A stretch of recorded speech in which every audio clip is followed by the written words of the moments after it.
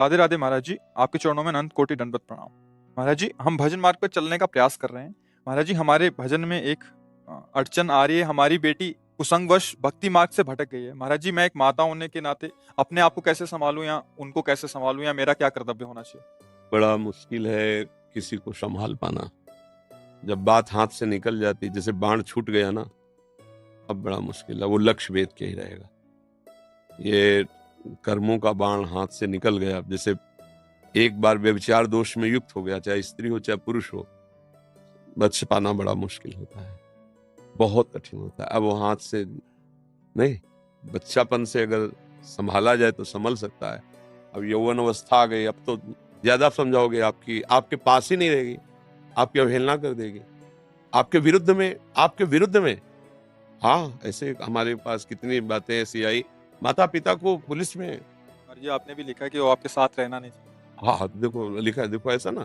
अब क्योंकि बात बिगड़ गई ना, आप ज्यादा हो कहोगे तो आप कह देंगे ये लोग हमारे साथ टॉर्चर करते हैं हमें, क्योंकि बालिक हो गई। अब वो हाथ से निकल गया मामला, अब संभलने वाला नहीं। अब ये है कि कर तुम अकर तुम अन्यथा कर तुम, भगवान उसको किसी तरह जहां भी जैसे भी, वही बकाया, दूसरा कोई उपाय नहीं। जब आदत बिगड़ जाती है, मनमानी आचरण होने लगते हैं, फिर संभलना मुश्किल होता है।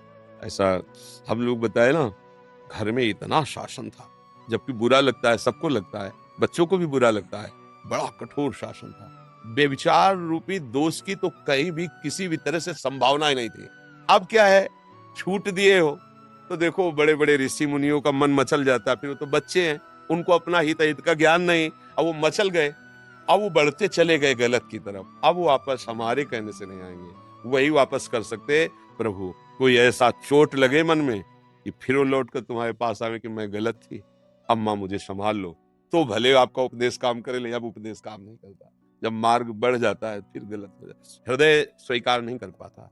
तो हम बार बार प्राय घुमा घुमा करके यही सबको कहते हैं, भैया ये बॉयफ्रेंड गर्लफ्रेंड और यो लिव इन रिलेशन, दुनिया के जो नौटंकी चली है, इससे बच जाओ। ये बहुत ही बेविचार दोष को बढ़ावा देने वाली बात है।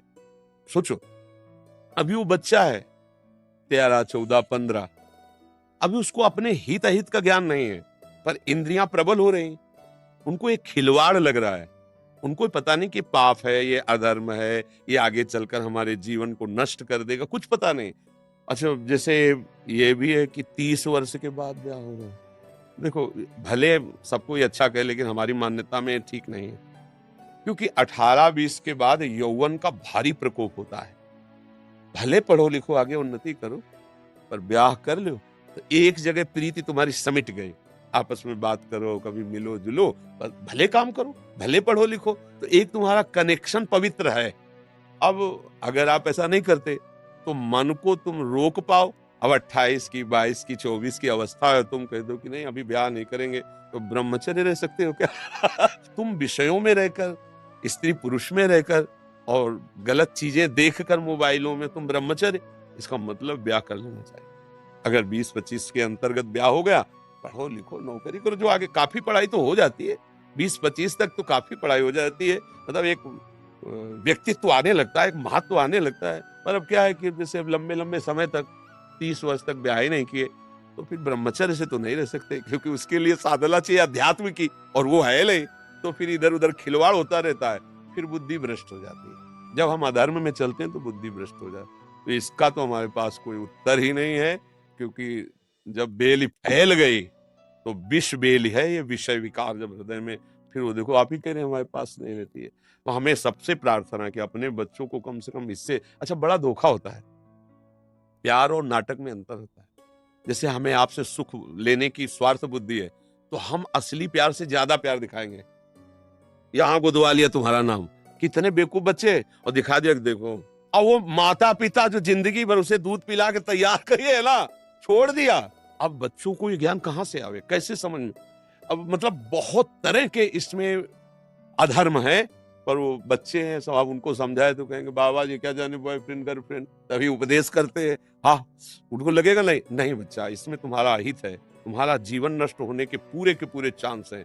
आगे कहीं भी तुम्हें देखो, माता पिता कितने भी कैसे भी हो, अपने बच्चे का कोई राक्षस ही होगा तो बात अलग है, नहीं कभी अहित नहीं होने देगा। उनमें एक वात्सल्य होता है, उनको लगता है हम चाहे जितना कष्ट में रहे, मेरी बच्ची का ऐसी जगह ब्याह हो जहाँ उसको सुख मिले। मैं भले मेहनत रिक्शा चला के कराऊं, मेरा लड़का ऐसा ऑफिसर बने जो उसको ऐसे प्राय माता पिता, तो हमें लगता है बच्चों को माता पिता की अनुमति तो लेना ही चाहिए किसी भी कार्य के लिए, आगे कदम बढ़ाने के लिए माता पिता का सपोर्ट लेगा तो मुझे लगता है कि वो सुरक्षित रह सकता है।